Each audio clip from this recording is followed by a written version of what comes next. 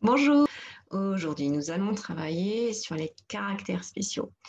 Alors, pourquoi voir ces caractères spéciaux dans ce dernier chapitre? C'est parce que ce ne sont pas forcément des touches qui sont toujours très faciles à taper, parce il va y avoir une dernière touche d'accessibilité que je vais vous montrer aujourd'hui, qui s'appelle Alt-GR ou Alt-Greux, ça dépend comment on l'utilise. Et ces caractères spéciaux, ils sont assez importants. Pourquoi? Parce que lorsque vous allez aller sur des sites institutionnels comme impôts.gouv, amélie.fr, qui vont vous demander des mots de passe très sécurisés, eh bien, ils vont vous demander entre 8 et 12 caractères avec des majuscules, avec des minuscules, avec des chiffres. Donc tout cela, très bien, on l'a déjà vu dans les leçons précédentes, mais on va aussi vous demander un caractère spécial. Donc le caractère spécial, ça peut être la touche étoile, ça peut être le dollar, la livre sterling, vous avez ces petits symboles qui sont sur vos claviers.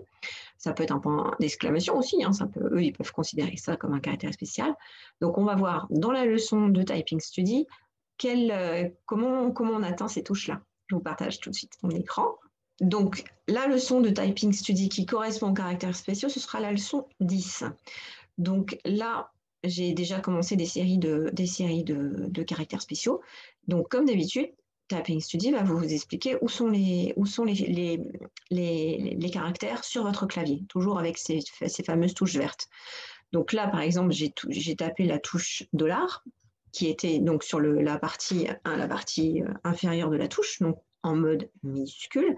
Donc là, je dois taper la lettre, le caractère spécial de la livre sterling. Donc je vais passer par ma fameuse touche Shift, la touche avec la flèche, donc pour taper livre sterling. Un autre caractère spécial, l'étoile. Donc là, il vous situe toujours l'étoile. Et pour avoir ce qu'on appelle, je crois, c'est le micron, je passe par là, et ainsi de suite.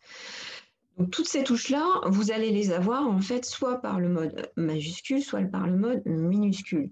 Jusque-là, c'est pas bien compliqué. Mais je vous montre sur un autre écran des caractères spéciaux qui peuvent vraiment être très importants. Pour moi, c'est vraiment les plus déterminants. C'est le sigle arrobase qu'on obtient, que vous verrez sur vos claviers sur les touches 0, A avec un accent et le petit arrobase qui permet d'écrire des adresses email. Donc, pour le coup, il est vraiment important.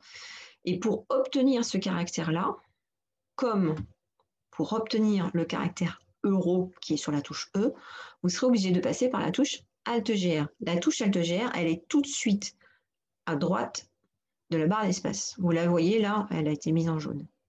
Donc, si je veux avoir tapé le caractère arrobase, je vais être obligé de passer par Alt-GR. Donc là, vous avez la leçon numéro 10 à faire dans ce dernier cours. Et vous pourrez aussi vous entraîner, pourquoi pas, à envoyer un email avec la touche arrobase ou à l'essayer si vous voulez ce week-end pour envoyer un petit mail à quelqu'un, puisque maintenant vous saurez taper une adresse mail parce que vous aurez l'accès à arrobase. Donc je vous rappelle, via cette touche Alt-GR. Donc c'est vrai que tous ces emplacements-là, maintenant, vous allez bien les maîtriser.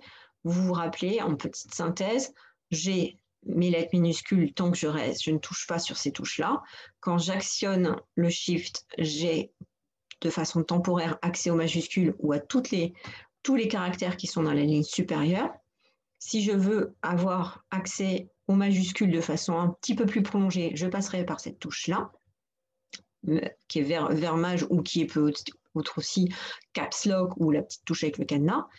Et si je veux avoir accès à ces touches-là qui sont sur la droite, là on a le sigle dièse, là on a le tilde, là on a les crochets, les parenthèses, arrobase, eh bien je passerai par la touche Alt-GR.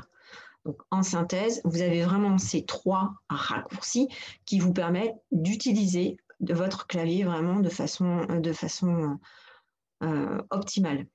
Voilà, j'espère que vous allez pouvoir terminer cette session avec l'esprit beaucoup plus apaisé, puisque vous allez avoir maintenant une utilisation vraiment plus agréable de votre clavier. Vous ne serez plus à chercher quelle touche je dois utiliser pour pouvoir avoir tel ou tel accès sur ces caractères-là. Je vous remercie beaucoup de votre attention. je vous laisse terminer cette dernière leçon sur Typing Study. Je vous dis à très bientôt. Au revoir.